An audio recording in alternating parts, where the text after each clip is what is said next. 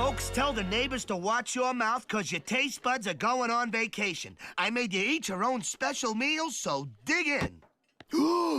It's the biggest Jamaican platter I've ever seen. Jerk chicken, jerk beef, jerk pork. Is there any meat this man can't jerk? The king crab is to die for. Look, a tiny edible crown. What's it made of? Wood. Oh, Fry, you gotta try the sterno niçoise. No thanks, that's robot food. It's so good. Oh, just try a little. No, really, I don't...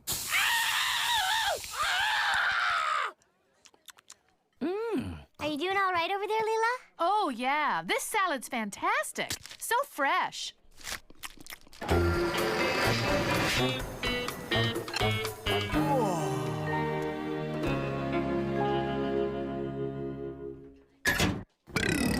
Oh, my. That steamed carrot was a bit spicy for me. Everybody enjoy their dinner? Right. God, yes, Elzar. Well, I sure enjoyed cooking for you. And to make everything completely square, I want you to have these complimentary after-dinner chocolates.